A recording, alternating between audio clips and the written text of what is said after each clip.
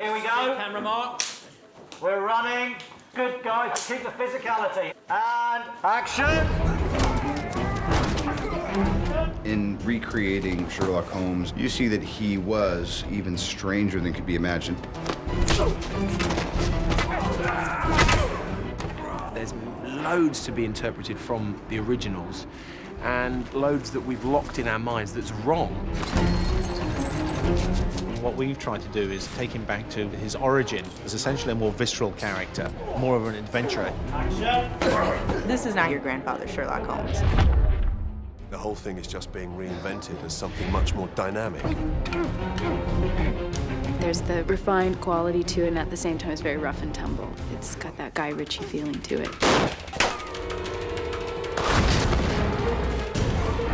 It just feels new. It feels fresh. It feels like you're seeing this for the first time. Watson, what have you done?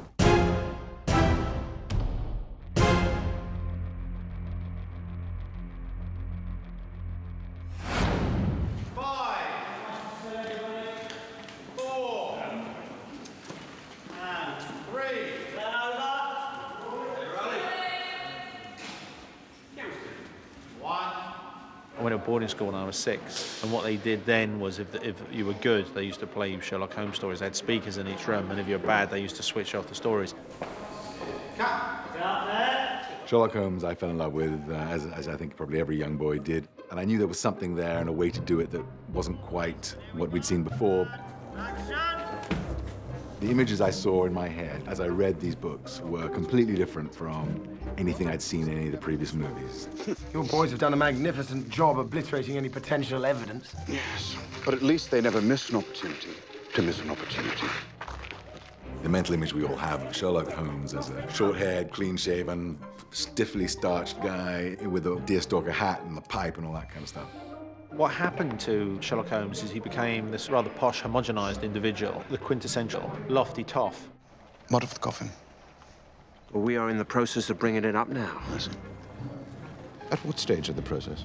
Contemplative. He knew everything, and he always figured it out, and he was a bit snooty about it, but no one seemed to give him too much guff because they needed the information he had. He was one of those guys. And action! But the truth is, the more you look into Conan Doyle's books, you know, it's such a rich character, such a rich world. Rolling. The books, some of them were very much small deductive pieces, and some of them were big adventures. By going back to the original stories, you see that it isn't a dusty old chestnut. It is fresh. We want to show it in a way that we've never seen before. And in fact, we're being truer to the source material than maybe some of the previous films were able to be. Because we have the technology to build a scope much bigger than any of the previous versions were able to.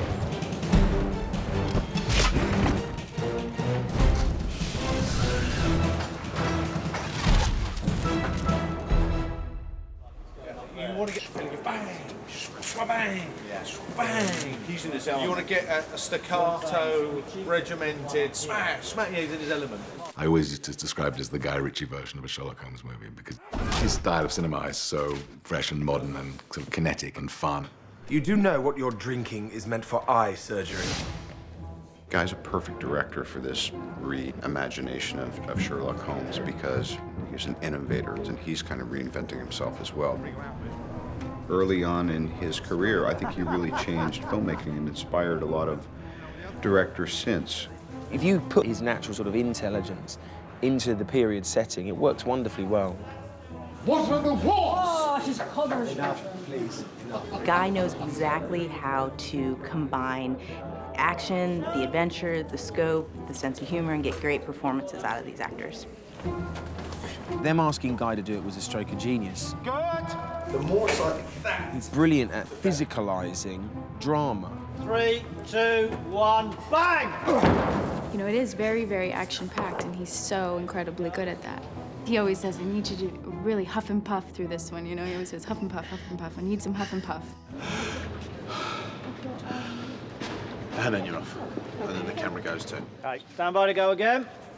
If you release the handbrake and let the whole thing just free fall and have the balls to go with it, you know, great things happen. And Guy's been brave enough and generous enough to let us do that. I told you you'd be coming up the top window, soldier boy. There isn't any way you'd be coming over that terrace. Well, technically, that isn't the top window, is it, sailor boy? Anyway, anywho. Boom. I don't know, you got to watch out for the old stuntman struggle. Okay. There was a bit of danger of that going on. Guy's a real man. He's a martial artist. I'm a martial artist. We meet on that level. We meet as lovers of film and lovers of kind of almost thumbing our noses at what the status quo is and saying we can do something as cool as that. In fact, we think for us, for our take on it, our likings, we can beat it. 6 Juliet, take 4. No, harder, go. Yeah. Come on, dude. Punch me in the stomach. Punch me in the stomach. Go. When this project first came to me, I thought we should go for, I know they've already done the young Sherlock Holmes, but we were thinking about doing a sort of late 20s version. But once I got to know Robert a bit, it seemed conspicuously obvious after a while, and now it's almost ridiculous to think back that it could have been any other actor. So someone will set it. Well, he just From the time. slide it in. So When's the discovery, though? When's the discovery? The discovery. Well, let me think here. After the throw-in. He's already knocked you over there and you're there organically. Stay over there. I mean, Robert is the perfect Sherlock Holmes, really, isn't he? He's so brilliant, so funny, and so quick-witted, and he thinks a bit like Sherlock Holmes, I think. Holmes, what are you doing? Nothing. Are you wearing a false nose? No. Tell me, that woman. Actually, it does have its own charm. He can fizz at a higher level when he's improvising. And it's amazing that in the story, Holmes has that quality that he cannot help seeing clues. There's a lot of elements there that I couldn't help but infuse him with. He's always had a sense of humor. You know, in another life, you'd have made an excellent criminal. Yes, and you, sir, an excellent policeman. He's a bit of a weirdo in that he spends most of his time chasing down details that people would go out of their minds if they had to engage. Several sets of initials scored into the lid. Excellent. Cut there and reset. The archetype to me is the person who understands what all you normal people are doing out there, but he's a man on a mission and he represents adventure incarnate. Fist patella. Summary prognosis, conscious in 90 seconds, full faculty recovery. Unlikely. Well, it's all in the books, you know. He's a single-stick fighter, a master of the strange art of Baritsu, bare-knuckle boxer, all that stuff. He was the first martial artist, really in Western culture. He's an action hero.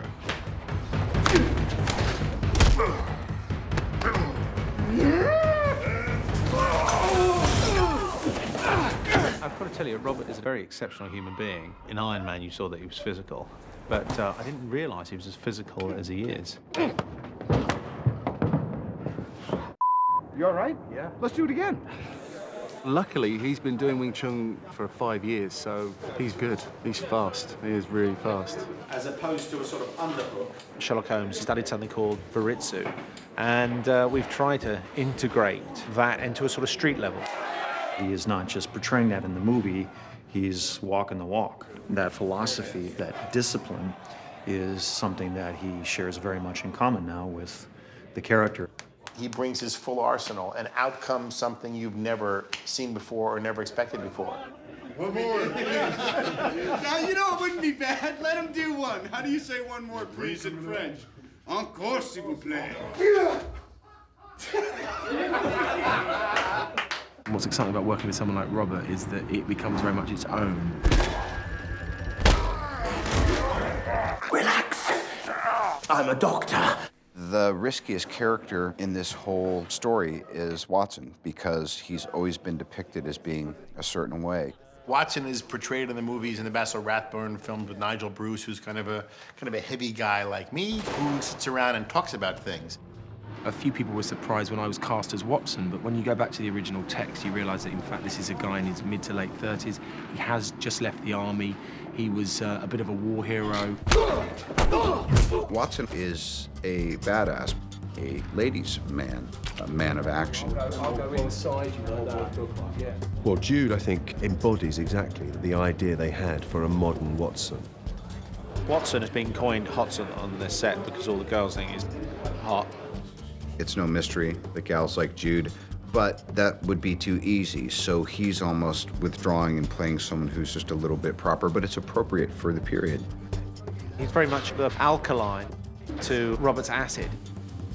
Look longer at the top. It could just, or could maybe that you could be what you The second we met, we just started bouncing ideas off each other, and we were very much on the same page, which is a pretty eccentric page. Holmes, does your depravity know no bounds? No. It was clear that we wanted to create a chemistry that was both, you know, incredibly tight, but also there's that wonderful sort of humor where friends bicker. You're not making any sense. You're not human! And one of the big inspirations for Guy with this has been Butch Cassidy and the Sundance Kid, and there's that quality. I suppose I'm interested in the partnership between men and the humor and the irony and the quirks that go with it. What was that about saving bullets? They captured the levity and the humor, but at the same time they captured the sincerity.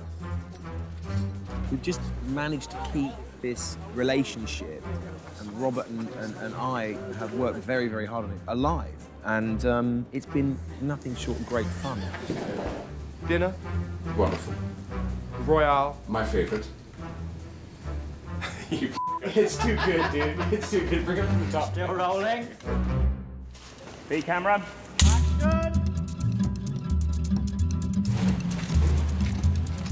It is kind of a bit of a love letter to Victorian London as well. London was always a character, obviously, because, I mean, Sherlock Holmes is synonymous with London. You have this incredibly fascinating, engaging, and dangerous city, and he knows every inch of it. After that, the carriage forked left and right, a telltale bump of the Fleet conduit. The locations have been amazing. You know, I'm a Londoner born and bred, and we were going to places I'd never been or never seen. We had to be here to shoot locations, and, you know, we're running down real streets. The feeling of doing this picture in London is incredible. I mean, it is really a location movie. The work that we did out on the streets, you could not have done in the studio, not at that scale. Whether it's through incredible sets or CGI or whatever it is, we can really go back to London of 1891 and recreate it. They've built us docks, they've built us factories, they've built us boats. It's just fantastic to turn up and, you know, make a big film. He's presenting it in the Guy Ritchie way, which is down and dirty and feels very authentic. I hope you get there by breakfast, because the boys are getting hungry. Guy and London just go hand in hand, and I think it's exciting for him to be able to go back and say, well, what would it have looked like then?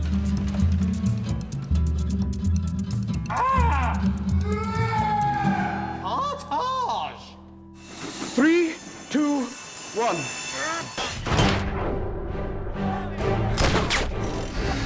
I was attracted to the project because we could reinvent an iconic English figure.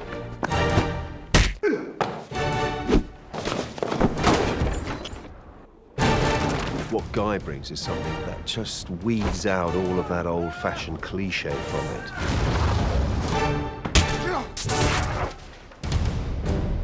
What excites me is that I feel that we have made a movie that's very specific to itself. I think we've been faithful, but I do think we've also injected it with life. Previous productions of Sherlock Holmes have obviously been shackled by one thing or another, but we really are going for it.